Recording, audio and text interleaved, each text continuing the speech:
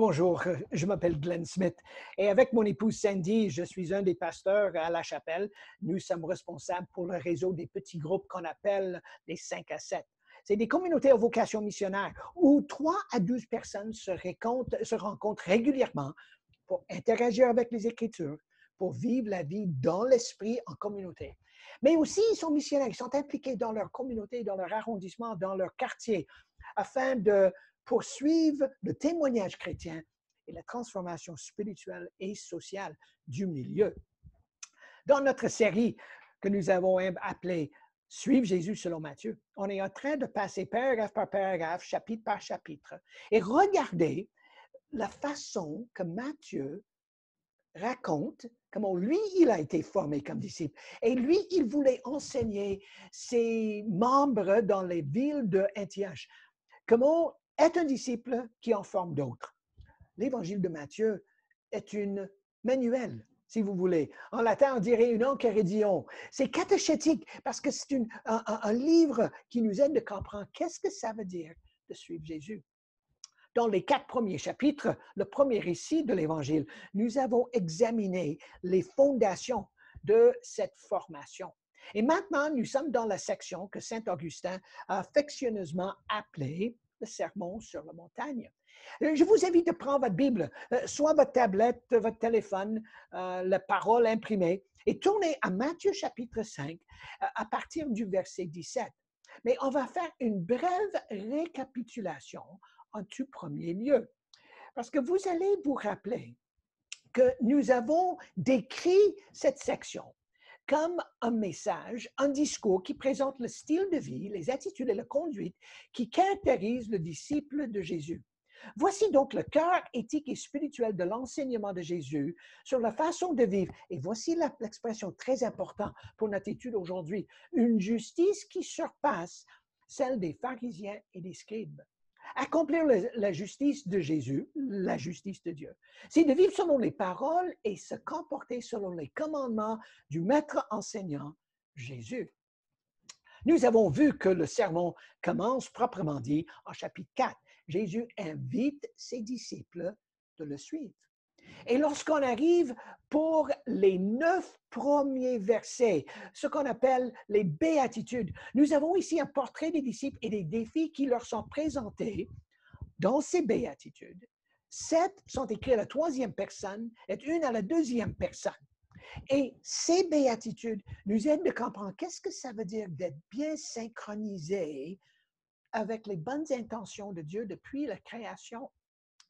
La dernière fois que nous étions ensemble, nous avons examiné 3 métaphores. Et maintenant, voici le portrait et les attentes des disciples. Un disciple en communauté et le sel de la terre. Un disciple avec son petit groupe, son église et la lumière du monde. Mais un disciple en communauté est aussi une ville sur une colline. Et maintenant, on entre dans le cœur du sermon, ce que moi j'ai intitulé la justice du royaume. Et nous allons voir aujourd'hui qu'il y a 2 volets de cette section. Il y a 4 faits et les répercussions de la validité continue de la loi, le Torah. Et ça, c'est les versets 17, 18, 19 et 20. Après, il y a 6 illustrations.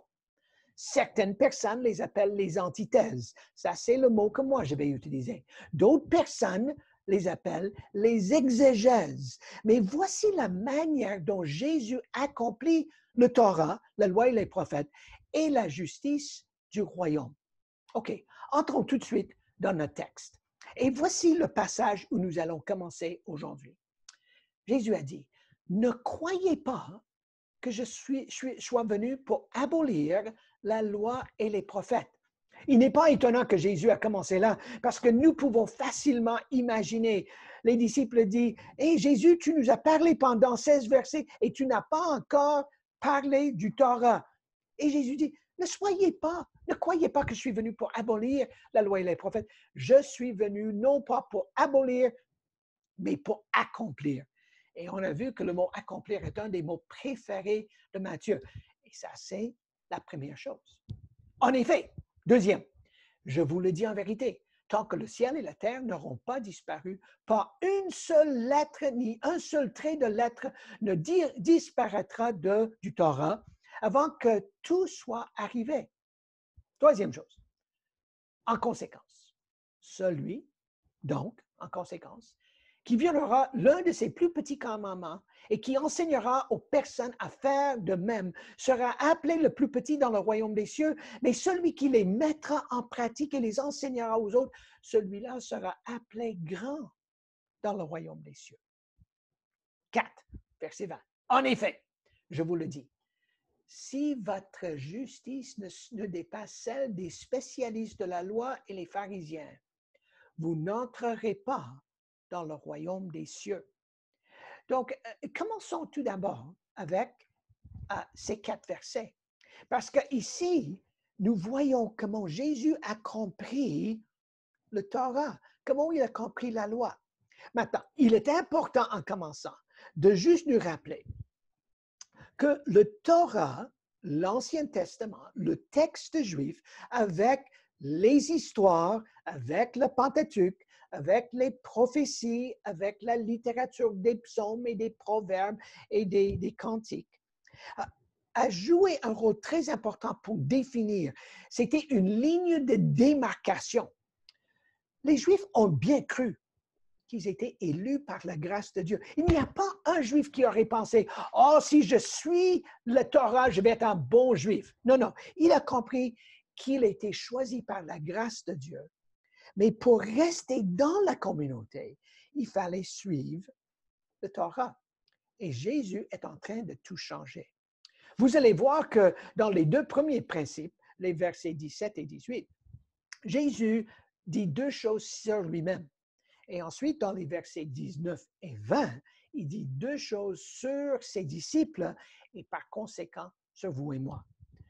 La première chose que Jésus a dit, la raison pour laquelle il est venu n'était pas pour abolir, écarter, détruire, déchirer Torah. Non, il est venu pour accomplir le tout.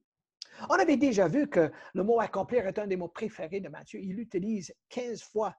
Marc l'utilise juste 2 fois, Luc l'utilise 7 fois. Et Jésus est en train de dire qu'il est venu pour interpréter, si vous voulez, pour bonifier, pour augmenter. Moi, je vais même dire radicaliser le Torah. Et il va le faire à travers les 6 antithèses. Jésus est venu et dit, je suis venu pour amener le Torah à son point culminant. Paul dit exactement la même chose en Romains chapitre 10 et le verset 4. Donc, la première chose de nous rappeler, en ce qui concerne le Torah, Jésus est venu pour accomplir, pour l'amener à sa fin, sa conclusion bien intentionnée de Dieu depuis la création. Le verset 18. Deuxième chose. Oui, vraiment. Et ça encore, c'est une expression préférée de Matthieu. Il l'utilise 31 fois dans son évangile. Et Jésus va maintenant dire que Jésus accomplit le grand plan du salut de Dieu. Il est venu pour accomplir les petites iota. Ça, c'est la plus petite lettre dans le vocabulaire de ces jours, qui n'ajoute rien au sens du texte. Il est venu même pour accomplir les petits accents sur les mots. Et Jésus est en train de dire que celui, y compris lui-même, est impliqué dans tout le grand projet de Dieu, de A à Z, on dirait en français. Conséquemment, verset 19 maintenant, c'est pourquoi. Et maintenant, Jésus s'adresse la parole à ses disciples, aux enseignants de ces communautés et par application, vous et moi. Et il dit que les disciples et les enseignants doivent bien vivre et enseigner tout le projet de Dieu. Les verbes ici sont très clairs. C'est une question d'obéir et enseigner versus annuler. Jésus va expliciter ceci lorsqu'il arrive dans son 5e discours en Matthieu 23, 24 et 25. Il dit qu'il faut accomplir, mais d'une façon radicale Et maintenant, il introduit la notion du règne de Dieu. Pour Matthieu, le règne des cieux. Nous allons détailler cette expression lorsqu'on arrive à la fin du chapitre 9. Mais pour l'instant, le règne de Dieu, c'est l'autorité suprême de Dieu. C'est l'autorité royale, la puissance divine. Et Jésus dit que celui qui enseigne, celui qui me suit, doit accomplir en obéissant et en enseignant tout ce qui est conforme à son autorité. Quatrième chose, verset 20. Tous les disciples doivent suivre tous, intégralement, tous les aspects du projet de Dieu, centrés sur Jésus. Il faut avoir une justice qui surpasse celle des spécialistes de la loi, des scribes et des pharisiens. Tout en soulignant, ils avaient une justice, mais il faut avoir une justice qui surpasse la leur, qui veut dire une fidélité à son alliance. Cet aspect relationnel que nous avons décrit lors du baptême de Jésus et de Jean en Matthieu 3 et 4. Une justice qui surpasse. C'est une nouvelle façon de vivre. C'est un comportement qui se conforme entièrement sur la volonté enseignée par Jésus. Versets 17 et 18. C'est un comportement qui est enraciné dans le règne de Dieu. Donc, Jésus, dans cette section, est en train de dire que la ligne de démarcation de qu'est-ce que ça veut dire de suivre Jésus, d'avoir cette justice qui surpasse, il n'est plus une question d'une interprétation stricte du Torah. Non, c'est une question de la foi, de vivre selon la fidélité de Dieu et de mettre notre foi en lui. Et chose fascinante, qui n'est pas dans ce texte, mais qui va suivre dans d'autres textes néo-testamentaires, Dieu nous a donné son esprit pour activer, pour mettre notre foi en branle, pour que nous puissions avoir une justice qui surplace. Donc, ça veut dire que les barrières sociales, les barrières ethniques, les barrières entre hommes et femmes, les barrières entre riches et pauvres, tout est refait parce que Jésus veut radicaliser, intérioriser Torah pour avoir une justice qui est fondée pas sur la lettre, mais sur l'esprit et l'action de ceux et celles qui s'appellent les disciples de Jésus. Mais afin de nous aider de comprendre qu'est-ce que ça veut dire d'avoir une justice qui surpasse, maintenant, regardez ce que Jésus dit. Parce que dans le texte qui suit, Jésus va utiliser maintenant 6 antithèses. Et moi, j'aimerais les résumer brièvement pour vous ce soir. La première antithèse, Jésus commence. Vous avez entendu dire, et il cite le 6e commandement. Vous avez, et vous voulez discuter le meurtre. Mais moi, j'aimerais discuter votre colère envers vos frères et vos sœurs et vos éclats verbaux. Pour ainsi dire, tout le monde savait le 6e commandement, mais Jésus dit maintenant que je ne suis pas simplement ici pour discuter le meurtre. Je suis ici en train de discuter vos éclats, la façon que vous vous mettez en colère. Et Jésus dit ici que des fois, vous appelez les gens raka, qui est le mot araméen qui veut dire que vous êtes une vide, vous êtes une cave. Moros, vous êtes un moron. Mais non, Jésus dit, non, ce qui est important ici n'est pas l'acte physique de tuer quelqu'un, commettre le meurtre. Ce qui est important, c'est même votre colère, vos éclats. Et Jésus dit, j'exige la réconciliation. L'apôtre Paul va développer la même chose en Éphésiens chapitre 4, les versets 25 à 51 à 50, ou Romains chapitre 3. Même Jean, dans 1 Jean chapitre 2 et chapitre 4, il dit exactement la même chose. Jésus est en train de radicaliser, intérioriser au plus haut point une justice qui surpasse. Maintenant, dans les versets 27 à 30, Jésus continue avec le deuxième. Vous voulez discuter l'adultère, le fait de tromper votre épouse, votre époux. Mais Jésus dit, non, le 7e commandement n'est pas une question d'adultère. J'aimerais discuter la convoitise. J'exige la discipline du cœur. Et le 3e antithèse continue même avec l'idée d'une pornéia. Ça veut dire la façon qu'on compromettre notre vie intérieure par les convoitises et les actions sexuelles contre l'autre. Et Jésus dit maintenant, j'aimerais discuter la fidélité maritale et le respect de la femme. J'exige l'engagement et la discipline du cœur. À la fin de notre étude ce soir, vous allez avoir 2 liens pour 2 messages que j'ai déjà donnés à la chapelle sur le 2e antithèse, lorsqu'on a examiné l'adultère, la convoitise et le cerveau. Et un 2e que j'ai fait avec David Potier, que nous avons appelé le talk show, où nous avons discuté la sexualité dans la communauté. Et je vous invite d'écouter ces 2 messages afin d'avoir une idée plus claire de ces 2 antithèses. Mais vous voyez, c'est la même idée. Jésus est en train de dire ce qui est important n'est pas simplement un adultère physique, un divorce physique, aussi grave et pénible que ces choses sont. Non, Jésus veut discuter la maîtrise de la vie intérieure et un engagement l'un envers l'autre, l'une envers l'autre.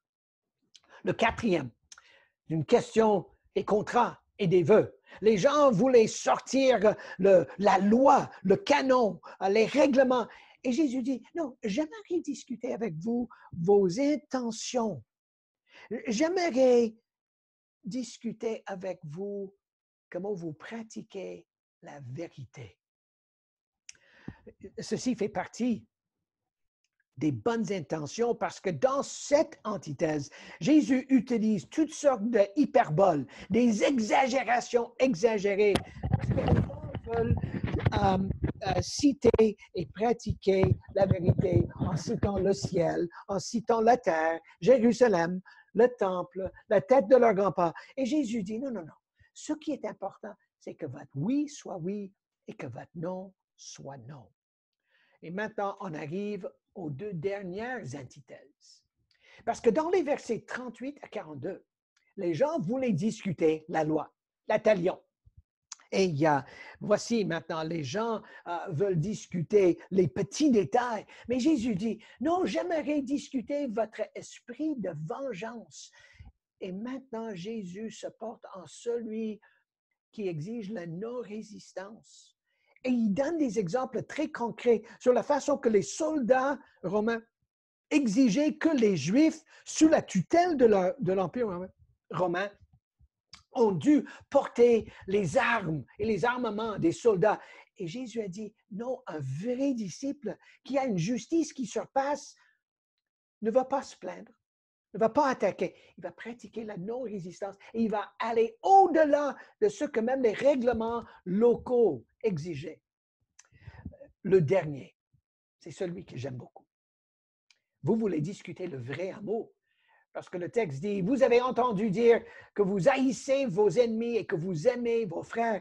Et Jésus a dit, oh non, non, l'Ancien Testament, le Torah n'a même pas enseigné ça. Ça, c'est simplement du oui-dire.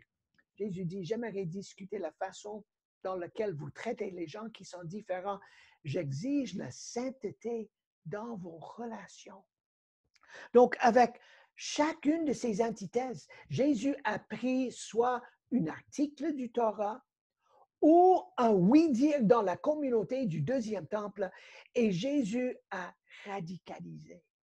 Jésus l'a intériorisé. Jésus a dit, voici la personne qui est bien synchronisée avec Dieu, autant dans sa pratique de la vérité, dans sa pratique du discipline du cœur face à l'adultère et la convoitise, le divorce, face aux différences entre les gens, face à la non-résistance. Et Jésus a dit, voici comment je veux que vous vous comportiez. Et ça commence à l'intérieur. Afin de nous aider, Jésus termine en Matthieu chapitre 5 et le verset 48 en disant ceci. Soyez donc parfaits. Je vous ai montré le mot en grec, télios, comme votre Père céleste est parfait. Chose intéressante, Luc, à la fin de son récit du Sermon sur la montagne, a dit ceci: Soyez donc pleins de compassion parce que votre Père aussi est plein de compassion. Pourquoi la différence? Tout d'abord, c'est une question d'auditoire, d'intention. Et pour Luc, où l'argent, la richesse, la pauvreté étaient importants, il a mis l'accent sur la compassion de Jésus. Et Jésus voulait que ses disciples soient pleins de compassion. Mais pour Matthieu, ses intentions étaient pédagogiques, catéchétiques. Il voulait avoir les gens qui étaient bien alignés avec Dieu. Donc, il a mis l'accent sur le téléos, l'accomplissement, l'épanouissement. Malheureusement, le mot que nous traduisons ici, on le met en français par parfait, nous fait dire, oh, mais personne n'est parfait, qui suis-je pour juger? Ça, on va le regarder lorsqu'on arrive au chapitre 7. Mais ce qui est important avec le mot parfait ici, c'est qu'en araméen, qui était probablement la langue que Jésus utilisait sur la montagne, pas l'hébreu, pas le grec, mais le langage local, la langue locale. Et le mot pour parfait, accompli ici, c'est un mot qui est parallèle au mot salam, shalom, plein, accompli, en paix. Donc, pour avoir une justice qui surpasse, il faut être harmonisé, épanoui, bien aligné, en paix, comme notre Père céleste est en paix. Pas quelqu'un qui suit les petits points, mais quelqu'un qui est dans sa vie intérieure est bien harmonisé, bien aligné, bien épanoui avec les bonnes intentions de Dieu. Nous faisons cette étude au milieu d'une pandémie, le COVID-19. Et moi, je suis un historien aussi, un étudiant de l'Église primitive. En 250, il y avait une pandémie qui a ravagé l'Empire romain. Et un des grands évêques de l'Église à l'époque, c'était nul autre que Saint Cyprien. En 250, dans sa ville, Carthage, il y avait probablement le verrisol qui a ravagé la ville. Les gens mouraient. Et Saint Cyprien a écrit un livre qui est intitulé De la mortalité, dans lequel Saint Cyprien a dit ceci. Tout d'abord, il réunit les fidèles et leur fait connaître les bienfaits de la miséricorde. Pour finir, il ajoute que des prévenances naturelles dont nous entourons exclusivement les nôtres n'ont rien d'admirable, mais on peut devenir parfait en faisant bien davantage pour les publicains et les païens, en vainquant le bien pour l'exemple de la clémence divine. Aimez même nos ennemis. Ainsi, grâce à cette générosité extraordinaire, on fit le bien à tous et pas seulement aux frères de la foi. Et qu'est-ce que Saint Cyprien dit? Il a cité le 6e et le 7e antithèse. Et il a dit, au milieu d'une pandémie, on ne peut pas simplement aimer les nôtres. On ne peut pas simplement pratiquer l'hygiène auprès des gens qui croient comme nous. Non, il faut même aimer et pratiquer la clémence auprès de ceux qui nous haïssent, ceux qui nous détestent. Et comment est-ce que l'Église primitive a cru pendant les pandémies? Ils ont cru en aimant et en prenant soin de ceux et celles qui souffraient. Donc, en conclusion, pour notre étude, je vous invite d'examiner vous-même. Avez-vous une justice qui surpasse? Mais pas une justice qui est définie légalement, avec des règlements, avec la loi. Non, il faut intérioriser la justice de Dieu et de vivre par la foi et de passer au-delà de la lettre pour trouver ce qui est au cœur de cette action, au cœur de l'enseignement de Jésus, et être les personnes qui sont épanouies parce que nous cherchons de vivre par la foi, animés par l'Esprit, et en aimant les gens qui sont différents que nous. On pratique la pureté du cœur, on pratique la vérité, on est engagés et on se rend compte que le meurtre n'est pas simplement un acte violent, aussi violent qu'il est physique. Non, même par nos paroles, nos éclats, notre colère, on peut faire du tort. Ça, ce n'est pas une justice qui surpasse. Donc, mes amis, je vous invite, par la puissance de l'Esprit et par la foi, qui est la ligne de démarcation dans le royaume des cieux, dans le règne des cieux, est une vie qu'on mène par la foi. Permettez-moi de prier pour vous. Dieu céleste, Dieu 3 fois saint, Créateur, Rédempteur, celui qui nous sanctifie. Aide-nous de comprendre cette justice qui surpasse, qui est enracinée dans toi et ton enseignement. Et tu nous invites d'être comme toi.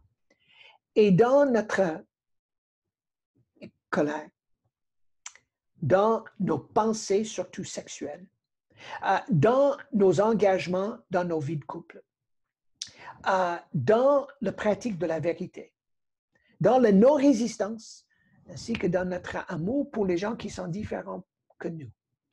Seigneur, nous voulons être parfaits, accomplis, holistiques, intègres, en paix, comme toi, tu es un Dieu de paix. Et nous prions ces choses au nom de Jésus. Amen. Et encore, j'aimerais répéter, à la fin de notre étude aujourd'hui, vous verrez 2 liens qui vont vous aider avec les messages de comprendre davantage le 2e et le 3e antithèse sur la sexualité. Et je vous invite d'écouter ces 2 messages. Donc, à la prochaine.